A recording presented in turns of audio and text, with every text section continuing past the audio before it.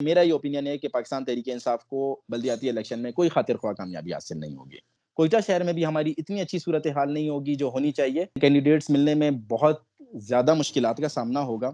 ایک ٹائم ضائع کیا جا رہا ہے پاکستان تحریک انصاف کو بلوچستان میں مزید تباہ کرنے کے لیے۔ ایک شخص کا نام راتوں رات وہاں پر فائنل کیا گیا اور اسے یہاں پر بھیجا گیا۔ مہنگائی کی وجہ سے عوام اس ٹائم بہت ہماری حکومت کی گورننس سے، ہماری حکومت کی گورنمنٹ سے، ہماری حکومت سے مایوس ہوئی ہے۔ عوام ان چیزوں کو نہیں بھولتی ہے، چاہے وہ محمود خان اچکزئی صاحب ہوں، چاہے وہ ناصر ہزارہ صاحب ہوں، چاہے وہ قاسم سوری صاحب ہوں۔ السلام علیکم ناظرین، آپ کا میزبان دانش مراد ایک سیاسی اور اہم موضوع کے ساتھ آپ کی خدمت میں دوبارہ سے حاضر ہوا ہے۔ ناظرین، کچھ عرصہ قبل پی ٹی آئی کی جو ہوم گراؤنڈ تھی، تحریک انصاف کی ہوم گراؤنڈ تھی خیبر پختونخوا، وہاں پر جو بلدیاتی انتخابات ہوئے وہاں پر پی ٹی آئی کو جو ہے وہ بری طرح جو ہے وہ شکست کا سامنا کرنا پڑا۔ بری طرح تو نہیں کہہ سکتے، لیکن یہ ہے کہ باری طرح جو ہے ان کو شکست کا سامنا کرنا پڑا۔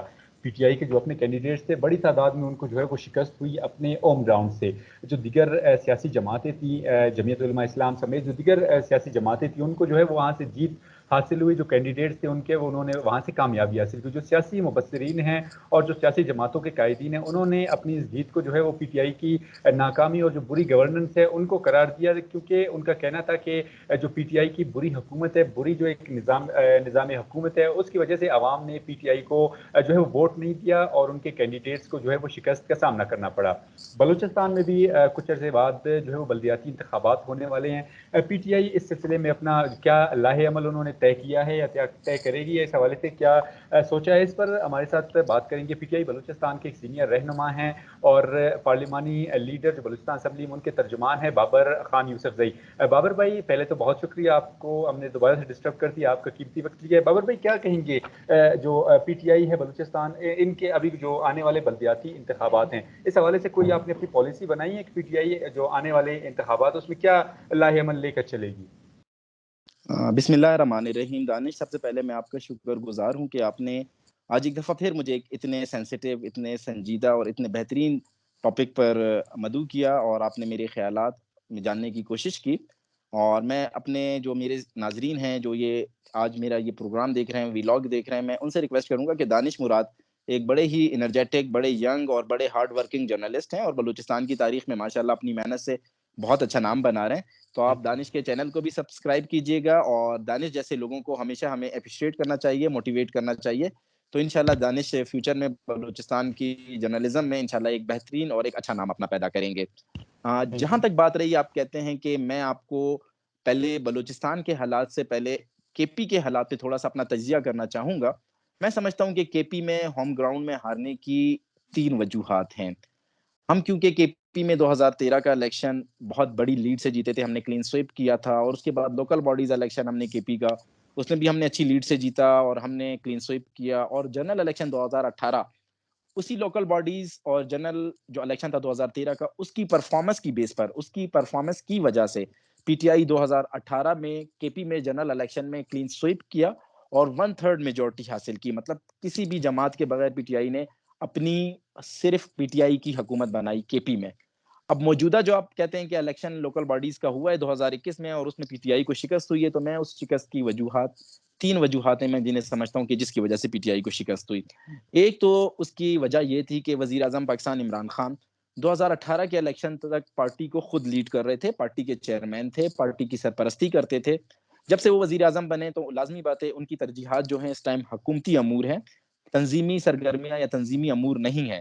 تو وزیر اعظم کی خود کی وجہ سے توجہ نہیں دینا اور کچھ نالائق اور نااہل لوگوں پر ان کا بھروسہ کرنا، ایک وجہ تو یہ بنی۔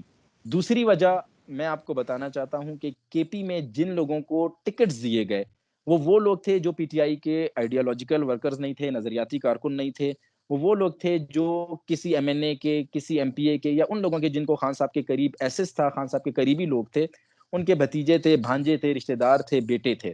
تو ٹکٹ غلط دیے گئے، جس کی وجہ سے پی ٹی آئی کا جو نظریاتی کارکن تھا وہ آزاد حیثیت سے کھڑا ہوا اور وہ وہاں پر الیکشن کو ون کرنے میں کامیاب ہوا۔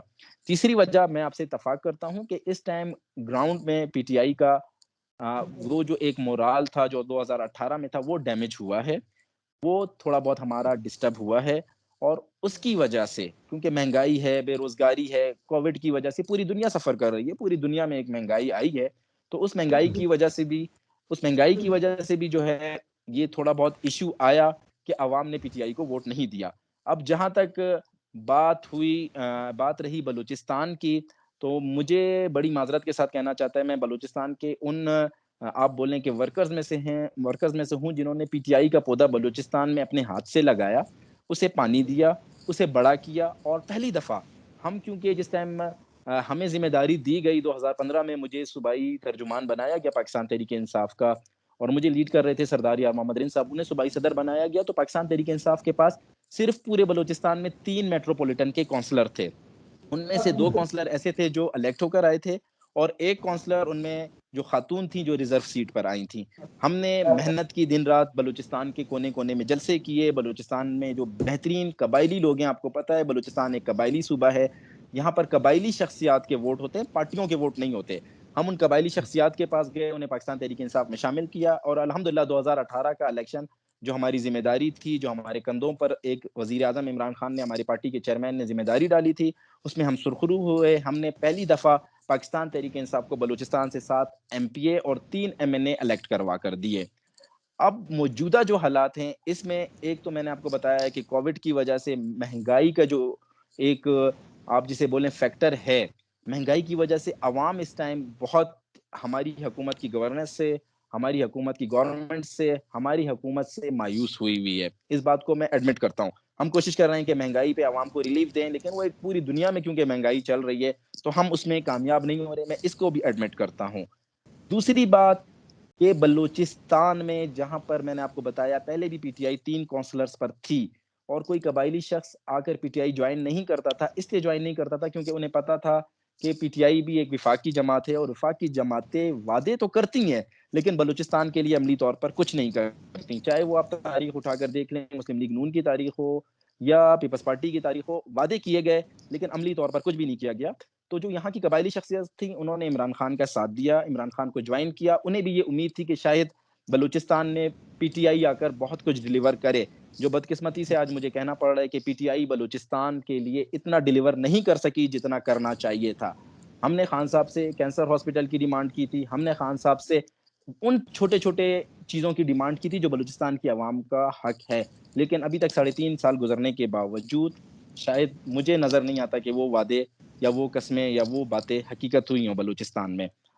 جہاں تک رہی کہ آنے والے لوکل باڈیز الیکشن میں میں پی ٹی آئی بلوچستان میں پی ٹی آئی کا کوئی خاص کردار نہیں دیکھ رہا. ایک تو وہ کردار دیکھنے کی وجہ یہ ہے کہ پی ٹی آئی میں جو لوگ آئے تھے، جیسے سردار یار محمد رند آئے تھے، بلوچ قوم کے ایک بہت بڑے سردار ہیں، اور وہ پھر اپنے بعد بہت سے لوگوں کو لے کر آئے تھے. وہ لوگ اس ٹائم مرکز کی طرف سے، پاکستان تحریک انصاف کی طرف سے، وزیر اعظم کی طرف سے نظر انداز ہیں، اور نظر انداز ہونے کے بعد وہ اب اپنے گھروں میں بیٹھے ہوئے ہیں، اپنے حلقوں میں بیٹھے ہوئے ہیں اور اپنے حلقوں میں کام کر رہے ہیں. کیونکہ وزیر اعظم صاحب نے جو وعدے کیے تھے وہ وعدے پورے نہیں کیے، اس لیے وہ اب بالکل خاموش ہو کر سائیڈ لائن پر بیٹھ گئے. اور آپ کو پتا ہوگا کہ کے پی میں الیکشن کے برے رزلٹ کے بعد وزیر اعظم صاحب نے پورے پاکستان کی تنظیموں کو تحلیل کر دیا. تو بلوچستان میں ڈپٹی اسپیکر قومی اسمبلی قاسم سوری صاحب کو صدر بنایا گیا. قاسم سوری صاحب اس سے پہلے بھی 2 دفعہ بلوچستان کے صدر رہ چکے ہیں، لیکن ان کے جو ٹینیور تھا، ان کا جو ٹائم تھا، اس میں وہ بلوچستان کے لیے پی ٹی آئی کے پلیٹ فارم سے ڈیلیور نہیں کر سکے، اچھی شخصیات کو پارٹی میں نہیں شامل کر سکے، اچھے لوگوں کو نہیں لا سکے. اب پھر انہیں ذمہ داری دی گئی ہے کیونکہ وہ کوئٹہ شہر تک محدود ہیں، ان کا حلقہ بھی کوئٹہ شہر تک ہے. بلوچستان پاکستان کا 44% ہے، 44% ہے. یہاں پر جو ہے اکثر جو ہمارے اضلاع ہیں وہ 6 7 کلومیٹر دور ہیں. وہاں ان اضلاع کے نواب، سردار، میر معتبر، خان ملک، ان کا سیاست میں بہت اہم کردار ہوتا ہے. اب قاسم سوری صاحب جو خود ایک عام گھرانے سے تعلق رکھتے ہیں، میرا نہیں خیال کہ یہ ان لوگوں کو اس طرف لے کر آئیں گے اور پاکستان تحریک انصاف کو کوئی اچھا رزلٹ دیں گے. میں آنے والے بلدیاتی الیکشن میں پاکستان تحریک انصاف کا کوئی خاص کردار نہیں دیکھ رہا ہوں، کیونکہ جو لوگ ہیں جنہوں نے پاکستان تحریک انصاف کو بلوچستان میں بنایا، جن کی وجہ سے پاکستان تحریک انصاف بلوچستان میں ایک پارلیمانی جماعت بنی، پلی پھولی بڑی ہوئی، وہ لوگ اس ٹائم مایوس ہو کر سائٹ پر بیٹھے ہوئے ہیں. ایگزیکٹلی بابر بھائی، میں آپ کی اس بات سے اتفاق کرتا ہوں، چونکہ صورتحال جو بنی ہے وہ سب کے سامنے عیاں ہیں. روز روشن کی طرح جس طرح کہا جاتا ہے، حیاں صورتحال اسی طرح بنی ہے. جو پی ٹی آئی بلوچستان کے جو ناراض لوگ ہیں، جس طرح سردار یار محمد رند صوبائی حکومت سے بھی ناراض ہے، وفاق سے بھی جو ہے وہ گلہ کرتے ہوئے نظر آ رہے ہیں، تو وہ اس سلسلے میں اپنا کوئی کردار ادا کر رہے ہیں، چونکہ لوکل باڈیز کے الیکشنز ابھی کچھ ٹائم بعد ہی ہونے والے ہیں. हाँ, दानिश देखिए, मैंने आपको जैसे बताया कि मरकज़ ने बलूचिस्तान को बिल्कुल नज़रअंदाज़ किया हुआ है। हुँ, बलूचिस्तान की तंज़ीमें तोड़कर कासिम सूरी साहब को जब इन्होंने सूबाई सदर बनाया, तो किसी भी पाकिस्तान तहरीक-ए-इंसाफ के मुंतखब मेंबर सूबाई असम्बली से मशवरा तक नहीं किया, पूछा तक नहीं किया गया। आपको पता है कि सूबे में जो होता है, सूबे की सियासत तमाम, चाहे वफ़ाकी जमातें हों, चाहे यहाँ की हमारी मकामी जमातें हों, सूबे हुँ, का पार्लिमानी लीडर उस जमात के साथ मिलकर उस जमात की आगे से स्ट्रैटेजी बनाता है, उसकी पॉलिसी बनाता है। अभी आपने देखा कि कुद्दूस बेज़ंजो साहब वाला मामला था, तो जमीयत के मौलाना वासे साहब, क्योंकि उनके सूबाई अमीर हैं, मौलाना हुँ, फजलुर रहमान को आना नहीं पड़ा, जमीयत के मौलाना अब्दुल वासे साहब इस सारी चीज़ को देखते रहे। तो हमारे साथ बस बदकिस्मती बोलें या बदबख्ती ये बोलें कि अभी मरकज़ ने फिर कासिम सूरी साहब को हम पर मुसल्लत करके तो भेज दिया है। लेकिन जो ये 7 एमपीएज़ हैं, इनसे किसी से कोई मशावरत नहीं की गई, किसी से पूछा हुँ, नहीं। जब आप किसी से पूछते नहीं या मशावरत नहीं करते, तो वो अपना क्या रोल इसमें प्ले कर सकता है? तो मेरा नहीं ख़्याल, क्योंकि जो मुंतखब एमपीएज़ हैं, मेंबर्स हैं, चाहे वो सूबाई वुज़रा हों, चाहे वो पार्लिमानी सेक्रेटरी हों, चाहे वो मुशीर हों, किसी से कोई मशावरत नहीं की गई। एक शख्स का नाम रातों-रात वहाँ पर फ़ाइनल किया गया और उसे यहाँ पर भेजा गया। और जब से वो सूबाई सदर बने हैं, उन्होंने 2 दौरे बलूचिस्तान के कर लिए हैं। आज तक वो भी किसी एमपीए या किसी मिनिस्टर से उन्होंने भी मुलाकात नहीं की है। सिर्फ बाबर भाई आप अपने जो विफाक है उनसे आप मायूस नहीं हैं, अवाम भी बड़ी तरह बुरी तरह मायूस हैं विफाक से और विफाकी हुकूमत से। बाबर भाई इससे पहले भी आप इस बात का जो है वो गिला कर चुके हैं कि जिस तरह कुद्दूस बेज़ंजो की जो हुकूमत बनी उसमें जो 2 वज़रा आपके जो है वो शामिल किए गए और एक मुशीर जो है उसमें भी आपने यही कहा था कि उस पर भी मुशावरत नहीं की गई और इस्लामाबाद से फाइनलाइज़ होकर सिर्फ ये जो बातें हुई थी वो इस्लामाबाद विफाक से ही बातें हुई थी। ओवरऑल अभी जो सूबाई सदर बने हैं, कायम मकाम कहें या सूबाई सदर कहें, उनके साथ आपकी कोई बातचीत हुई है? नाराज़ जो लोग हैं उनसे कोई राब्ता किया है उन्होंने पार्टी को यकजा करने के लिए, सबको एक छत के नीचे लाने के लिए? नहीं, उन्होंने अभी तक किसी से भी कोई राब्ता नहीं किया है। और मैंने उनके, क्योंकि वो 2 दफ़ा बलूचिस्तान आए हैं, कुछ तस्वीरों में, कुछ सोशल मीडिया में उनकी एक्टिविटीज़ देखी हैं। उनके साथ जो उनके 2-4 अज़ीज़ी दोस्त हैं, जो 2012 में भी उनके साथ थे, 2010 में भी उनके साथ थे, जब वो 2 दफ़ा सूबाई सदर बने, वही रुफ़क़ा उनके साथ हैं, वही रुफ़क़ा उनके साथ घूम रहे हैं, वही रुफ़क़ा उनके साथ सेल्फ़ियाँ ले रहे हैं। अमली तौर पर मैंने आपको बताया कि किसी मेंबर प्रोविंशियल असेंबली के पास मैंने उन्हें जाते हुए नहीं देखा, किसी वज़ीर के पास जाते हुए नहीं देखा, किसी पार्टी के साबका सूबाई सदूर के पास या ऑर्गेनाइज़र के पास मैंने जाते हुए नहीं देखा। तो मुझे लगता है कि ये एक टाइम ज़ाया किया जा रहा है पाकिस्तान तहरीक-ए-इंसाफ को बलूचिस्तान में मज़ीद तबाह करने के लिए।